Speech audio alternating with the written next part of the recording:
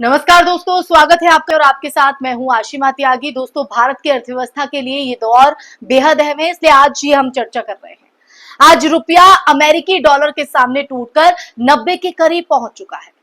ये कोई साधारण संख्या नहीं है, बल्कि हर भारतीय की जेब, थाली और सपनों पर असर डालने वाला सच है। अब सवाल उठता है कि जब रुपया गिरता है तो इसका असर किस पर पड़ता है और क्यों बार बार ये कमजोरी हमारी अर्थव्यवस्था को झकझोर देती है। दोस्तों, रुपये के टूटने की हम बात कर रहे हैं और इस रुपये के टूटने की कई वजहें हैं।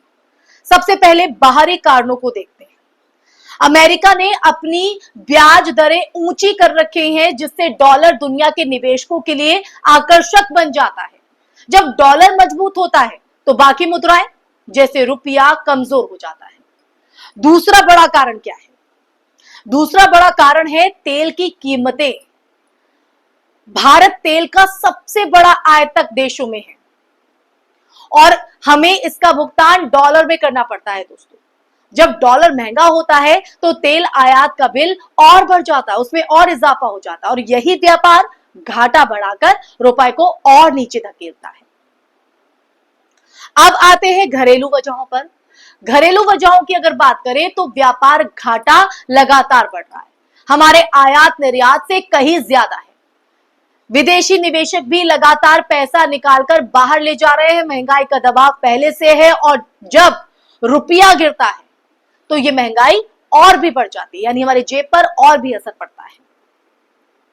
भारत की नीतियों और राजनीतिक स्थिरता को लेकर भी निवेशकों में संदेह बढ़ता है। दोस्तों, यही कारण है कि रुपयों की गिरावट सिर्फ बाजार की हलचल नहीं है, बल्कि भरोसे का संकट भी है। और ऐसे में इस संकट पर बात करना जरूरी हो जाता है, क्योंकि ये संकट हम सब पर है, हमारे देश पर है। अब देखें इसका सीधा असर। आम जनता की जिंदगी सबसे ज्यादा प्रभावित होती है। खाने पीने की चीजें, सब्जी, तेल, गैस, पेट्रोल, दाल, चावल, सब कुछ महंगा हो जाता है, इसलिए ये हम पर भी असर डालता है। ट्रांसपोर्टेशन की लागत बढ़ती है तो हर प्रोडक्ट की कीमत में इजाफा हो जाता है। विदेश पढ़ाई करने वाले छात्रों की फीस, मेडिकल ट्रीटमेंट और टूरिज्म का खर्च आसमान छूने लगता है। सीधे शब्दों में अगर मैं आप लोगों से कहूं तो रुपया गिरना आम आदमी की कमर तोड़कर रख देता है। उद्योग जगत पर भी अगर देखें तो उसका असर गहरा होता है। आयात पर निर्भर कंपनियां सबसे ज्यादा प्रभावित होती हैं। मशीनरी, कच्चा माल और टेक्नोलॉजी सब डॉलर में आता है और डॉलर महंगा होने से लागत बढ़ जाती है। जिन कंपनियों ने विदेशी कर्ज लिया है उनके लिए ब्याज चुकाना भी मुश्किल हो जाता है। हालांकि अगर बात करें आईटी, फार्मा, टेक्सटाइल और ज्वेलरी जैसे निर्यातक क्षेत्रों को फायदा होता है, क्योंकि उन्हें डॉलर में कमाई होती है और रुपया कमजोर होने पर उनकी जो आमदनी है वो बढ़ जाती है। दोस्तों, लेकिन ये फायदा सीमित है, बड़े स्तर पर नुकसान ही ज्यादा है। मुद्रास्फीति बढ़ जाती है। आरबीआई को मजबूरी में ब्याज दरें जो है वो बढ़ानी पड़ सकती हैं, ताकि महंगाई को कम किया जा सके, बैलेंस किया जा सके। आप देखिए कैसे हम लोगों पर ये जो चीजें हैं वो प्रभाव डालती हैं और निवेश की रफ्तार धीमी हो जाती है। सरकार को भी सब्सिडी पर ज्यादा खर्च करना पड़ता है और बजट का जो बोझ है वो बढ़ता है और विकास योजनाएं प्रभावित होती है। तो देखिए कैसे एक चेन चली आ रही है, कैसे इस सर्कल में एक दूसरे को ये तमाम चीजें प्रभावित करती हैं। अब विदेशी निवेशकों की बात करें तो उनका भरोसा भी डगमगाता है, क्योंकि रुपया लगातार गिरने से वो ये सोचते हैं कि उनका पैसा सुरक्षित नहीं है और वो अपना निवेश वापस ले जाते हैं। इसका असर शेयर बाजार पर भी सीधा देखने को मिलता है दोस्तों, और देश की आर्थिक छवि पर भी सीधा इस पे घात देखा जाता है। अब ऐसे में आपके जहन में चल रहा होगा कि ये तो सब कारण है, उपाय क्या है? तो सबसे बड़ा उपाय तो दोस्तों ये है कि आरबीआई का हस्तक्षेप। विदेशी मुद्रा बाजार में डॉलर बेचकर रुपए को स्थिर करने की कोशिश की जा सकती है आरबीआई की तरफ से। ब्याज दरों में बदलाव करके निवेशकों को आकर्षित किया जा सकता है।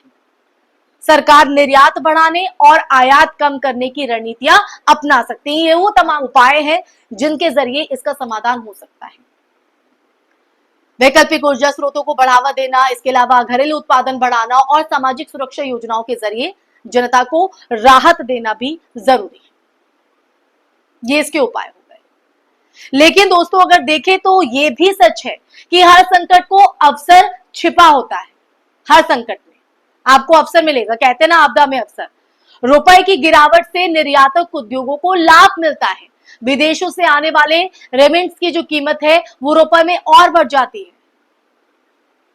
रेमिटेंस आप समझ रहे हैं, पर्यटन का को भी फायदा हो सकता है अगर विदेशी पर्यटक ज्यादा खर्च करे तो, लेकिन ये फायदे सीमित है और पूरे देश की अर्थव्यवस्था को बचाने के लिए पर्याप्त नहीं। इसलिए ये बात करना, इस सच को जानना जरूरी हो जाता है। तो आखिर में आज की चर्चा में दोस्तों मैं यही कहना चाहूंगी कि रुपया सिर्फ एक करेंसी नहीं है, ये भारत की नब्ज भी है। जब ये कमजोर होता है तो पूरे देश की अर्थव्यवस्था, जो अर्थव्यवस्था की धड़कनें हैं वो धीमी पड़ जाती है। हम लोग भी हिल जाते हैं। महंगाई, विदेशी कर्ज, निवेश, विकास सब पर दबाव पड़ जाता है। अगर समय रहते मजबूत कदम नहीं उठाए गए तो रुपया 90 पार करके 100 तक भी जा सकता है और तब हालात और भी कठिन हो जाएंगे और भी मुश्किल हो जाएंगे। तो अब सवाल इसके बाद में आप लोगों से ही करती हूं अंत में, क्या आपको लगता है, क्या लगता है आपको कि सरकार और आरबीआई समय पर सही कदम उठा पाएंगी? क्या आपकी जेब में महंगाई का असर पहले से महसूस हो रहा है आपको? अपने विचार नीचे कमेंट बॉक्स में जरूर लिखें। अगर आपको ये विश्लेषण पसंद आया है, आज की चर्चा पसंद आई है तो इस वीडियो को लाइक और शेयर भी करें और चैनल को सब्सक्राइब भी करना ना भूलें दोस्तों, क्योंकि रुपया गिरे या उभरे, सच तो यह है कि उसका असर हर भारतीय की जिंदगी पर सीधे पड़ता है और इस पर बात करना जरूरी हो जाता है। इसलिए हमारा सहयोग करें और हम आपके साथ ऐसे ही सच के मुद्दों पर बात करते रहेंगे। ये सच ऐसे ही आपके साथ बुलंद आवाज के साथ लाते रहेंगे। मुझे दीजिए इजाजत, नमस्कार।